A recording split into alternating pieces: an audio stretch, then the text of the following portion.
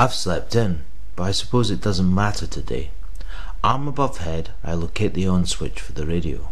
I hesitate. It's back to back on Radio 3, which seems to have gone on forever. I can't take much more early morning scrap metal tinkering and pop riveting being pedalled out of a fucking harpsichord. I switch on. Time stands still. The bright blue winter sky in the window above my head melds with each matriculated note until the last piano reverberation exits from an FM hum. The sound is like very large, exquisite light bulbs filled with warm water, resounding to the delicate touch of round rubber hammers tightly covered in plush velvet. Velvet, velvet, velvet. Rob Cowan gushes information. Alfred Corto, check. 1939, check, I think. Largo something or other, not check, stop. Digits next, like a car number plate. I get the first and the third. Stop, slow down for fuck's sake. 2 large boxes to open. An unusual event on your own. I sense absent eyes on me as the coloured wrapping paper is torn away. There's a luxurious privacy in having space to consider a newly exposed gift without having to make some snap and often ingenuous response. But all the same, it doesn't seem right. There are smaller parcels inside the larger ones. Amongst the chocolates, whiskey and odd cigar are 2 books. The first 100 Years of East Fife Football Club and John Peel, Margrave of the Marshes.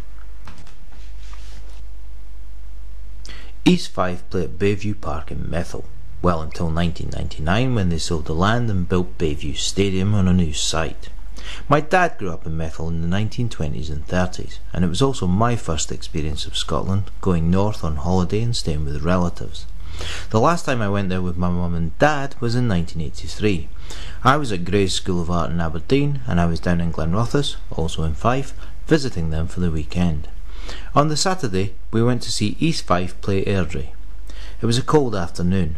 My mum had made a flask of coffee and put some dark rum in it. East Fife had a young rising star called Gordon Dury, who later went on to play for Rangers in Scotland. Every time he touches the ball, the sparse crowd thinks he's going to score. During some uneventful play just outside the visiting team's box, things take an odd twist. Over the tannoy, a message. It has just been announced that Britain are now officially at war with Argentina. Everyone, players included, stops and looks at each other in disbelief. War? We're at war. Some time passed, then I think the referee restarted the game from a dropped ball. I don't remember much about the match after that. In 1977 I was still at school. I had a milk round which required me to get up at 3:30 AM Monday to Saturday. Saturday, double delivery, Sunday off. Weekdays I go to bed at 10 PM, put the lights off, put the radio on and listen to the John Peel show. This particular night, Peel is playing the new David Bowie album Low in its uninterrupted entirety. He's particularly excited about the mainly instrumental side too. The records I owned then amounted to every Bowie album and every Goodies single. Over the next few years, and due almost entirely to John Peel, a door was to open out onto another world of sound and reason that has never really stopped to this day. I've often thought, though, that the Sex Pistols, the Clash, the Slits, the Prefects, the Buzzcocks and the Fall all could be odd amalgams of Bowie and the Goodies.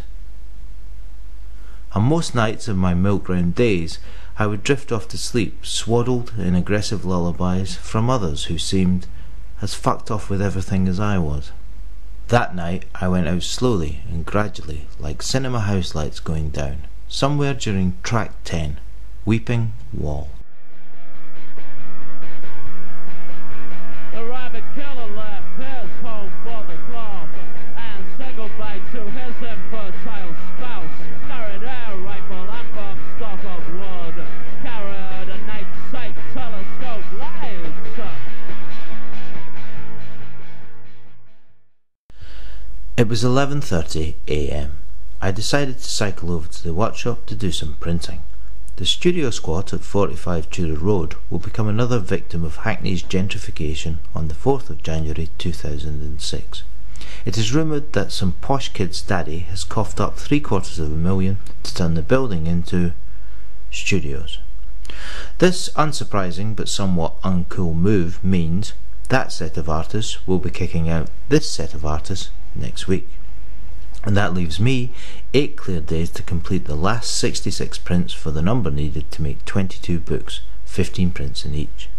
The title is Junk and uses phrases directly taken from the junk mail that has been dumped through my door over the past few months. On my way out, I take another look at the unpleasant spot that has come up on the right side of my nose. What is happening to my skin? I don't understand it. I thought spots were a teenage thing. I'm 42. More in keeping with my age are stomach problems. The word reflux something or other keeps coming to mind. A few years ago I had an ulcer which was treated at the time with 2 courses of penicillin. Depending on how well I'm taking care of myself, the symptoms, nausea, retching and extreme indigestion can reappear. Yesterday I worked all day at the workshop. I ate badly, drank too much black coffee and probably smoked too much.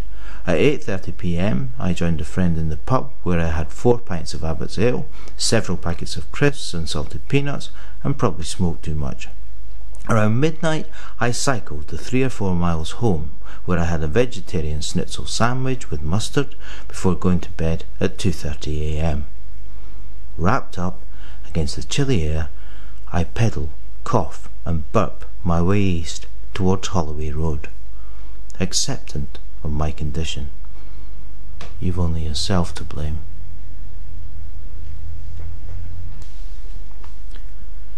I love London at this time of year.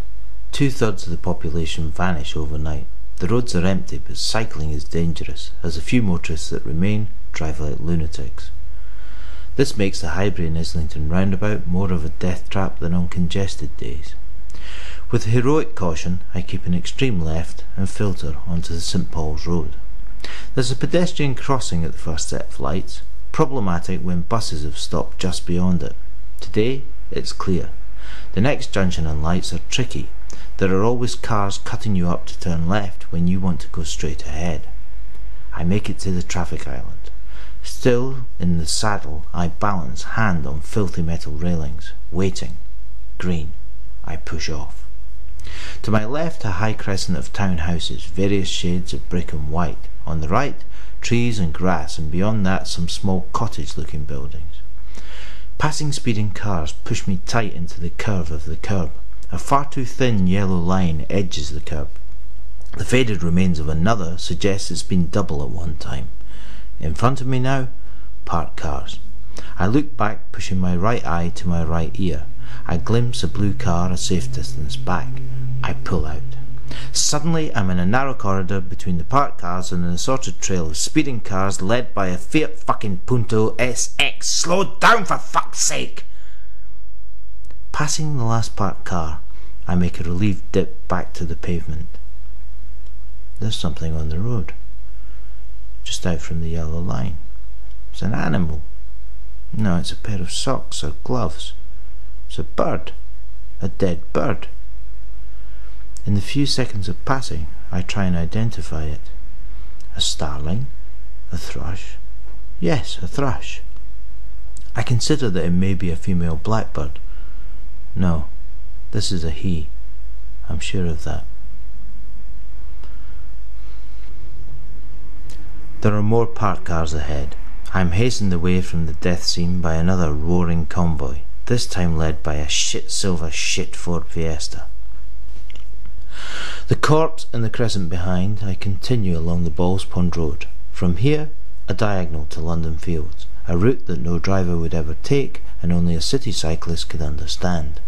London Fields to Tudor Road is a short bump up and down pavements, roads, under railway arches, past backdoor bins stinking of meat and pastry, across the 4 lanes and bad junctions of Mare Street, to a battered black door stencilled 45. Christ, it's colder in here than outside. No one else is in.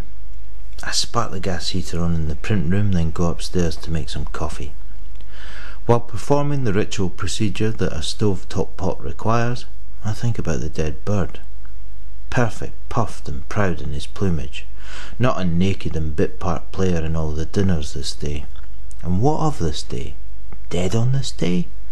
If one was born on this day, then surely one can die. But how did he get there? How did it happen? No sign of a frantic tussle with a cat, or the indignity of a chaotic crash landing. No, it looks like he just dropped, a straight vertical, mid-flight, plop, onto the road. Did anyone say, "We are stopping all medical treatment and we have stopped feeding him"? Were there unbearable hours of listening to his stomach making its final failing functions? Does his family know?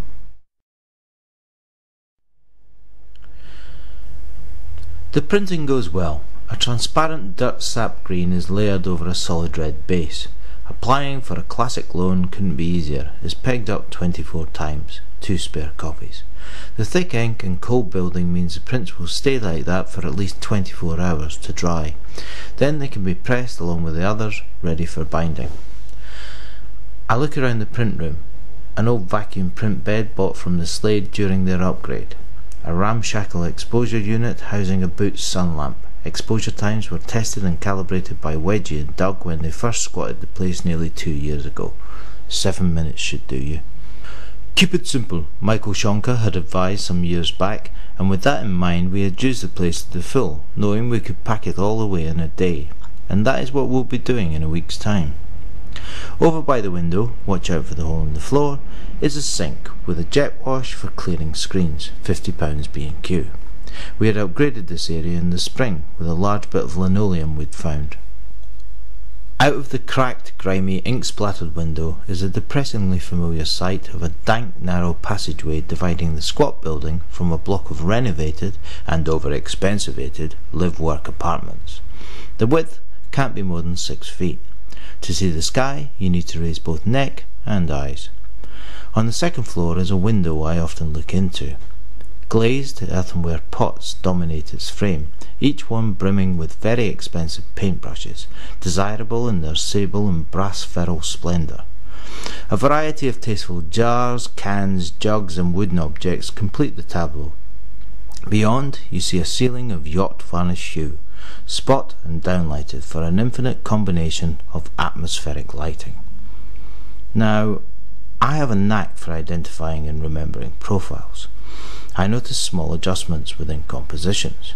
As a child, I was really good at those games in comics that would show you 2 almost identical pictures and ask you to spot the 5 differences.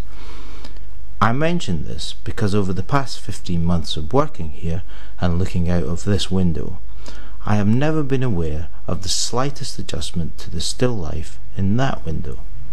Not one jar, can, jug or wooden object. Not even a single paintbrush.